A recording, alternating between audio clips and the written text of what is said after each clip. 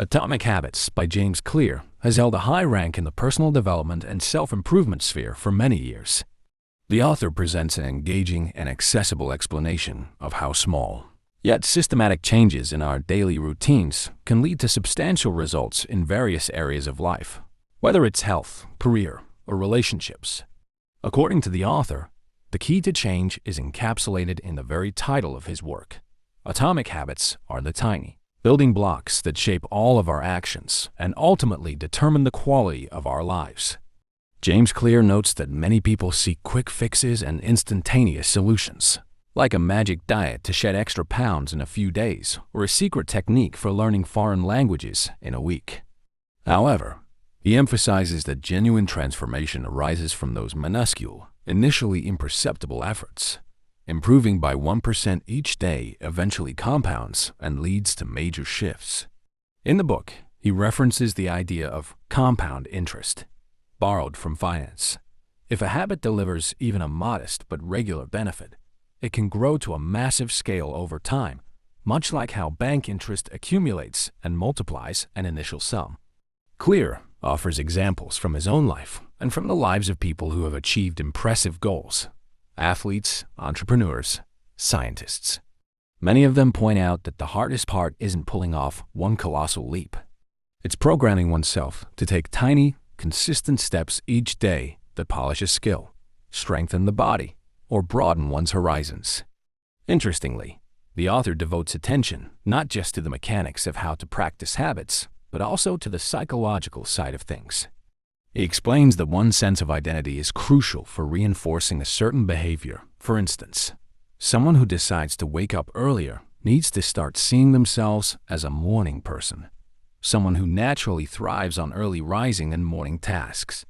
When we change our sense of who we are, many actions gradually shift from difficult and requiring huge effort to natural and conflict-free. Clear ties this to scientific studies of the brain's neuroplasticity. We have the capacity to form new neural pathways and maintain them through repetition, but the right system is essential. The book includes an example related to reading. If a person wants to read more, they first need to simplify access to books, placing them where they're visible, carrying them along, scheduling specific reading times, reinforcing in their mind the image of a person who enjoys reading. Each day, the habit grows less burdensome as it weaves into daily life, buoyed by the sense of satisfaction, first from the activity itself, and later from recognizing personal growth. At the same time, the author reiterates that the path to big results is a journey, not a sprint. He recounts how, in his youth, he suffered a serious injury and had to rely on physical exercises, beginning with brief sessions and manageable loads. Over time, he grew to see these small efforts not as a punishment or burdensome chore, but as a critical component of self-realization. Such an approach made his changes sustainable. Few can maintain motivation if they push themselves with too much force, but almost anyone can build a constructive habit if they manage to embrace the new set of actions internally. This idea runs through Atomic Habits, laying the groundwork for the rest of the book, underlining the significance of gradual improvement, accumulation, and the ability to appreciate each day's small victories. A major element Clear describes is the structure of a habit, which he breaks down into 4 fundamental parts: cue, craving, response, and reward. At first glance, such a model might appear abstract, but the author skillfully illustrates it with examples, showing that every one of us often, without realizing, has triggered this mechanism countless times in everyday life. The cue can be nearly anything: the smell of coffee, the sight of gym shoes by the door, or the notification sound signaling a new social media message.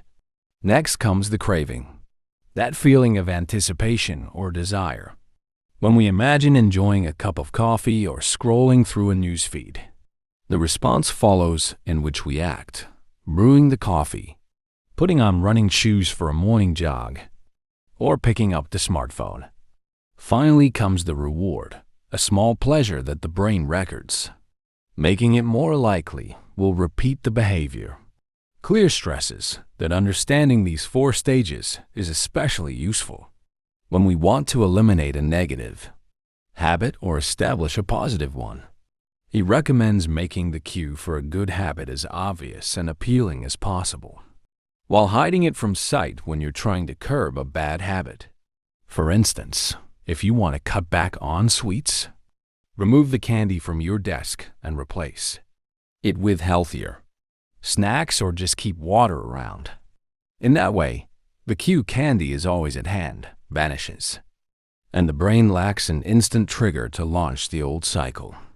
Another of the author's key points is that many people rely solely on willpower, confronting temptations head-on.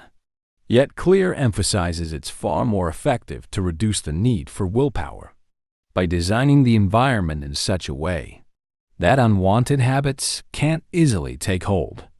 In this manner, we effectively outsmart ourselves, making the desired behavior more logical and obvious, and the unwanted behavior harder and less appealing. The book also discusses friction and enhancement, whereby any behavior can be made more complicated or simpler through small tweaks.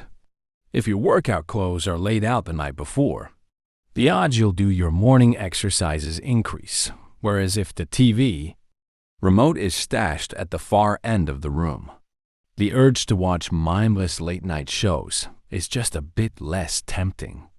Clear uses first-hand anecdotes to illustrate these approaches, describing how he adjusted his workout plans, revised his eating habits, and discovered ways to link one habit to another by stacking a new activity onto something he already did. Through this process, he expands the typical notion of motivation, arguing that the foundation of lasting habits lies in structuring daily life so that beneficial actions require minimal effort and fit seamlessly into one schedule. In Atomic Habits, he also emphasizes how physical and social environments shape behavior. Clear suggests people often underestimate the impact of seemingly trivial details, such as furniture layout, the accessibility of certain objects, or the route one usually takes to work, each contributing to an invisible script that guides everyday actions. He highlights compelling examples of reorganizing store displays or office cafeterias, where placing healthy items more prominently boosted their sales and moving junk food out of sight cut back on impulsive snacking. In daily life, if a person aims to read more, Clear recommends keeping books in spots where they typically unwind. Similarly, those hoping to reduce screen time might benefit from removing phones or tablets from the bedroom.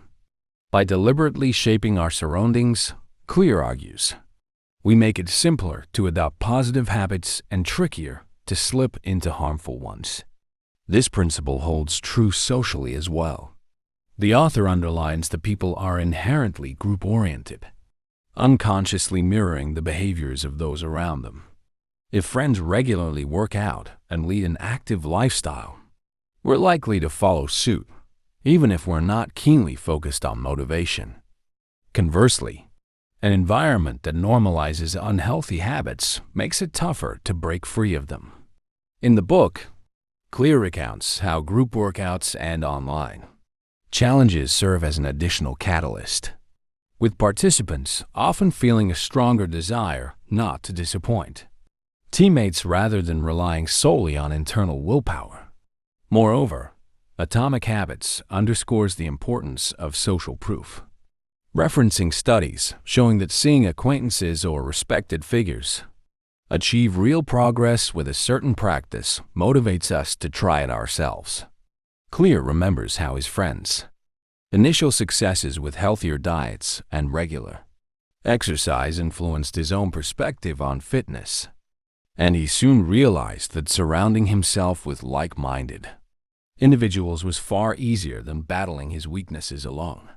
Finally, the author notes that occasional slip-ups or missed days don't have to spell defeat. A thoughtfully arranged environment helps people bounce back, gently reminding them of their ultimate objectives. Whether that's improved health, financial security, or intellectual advancement, Clear highlights that lasting habits take root when we redefine who we are and see each new action as part of our identity.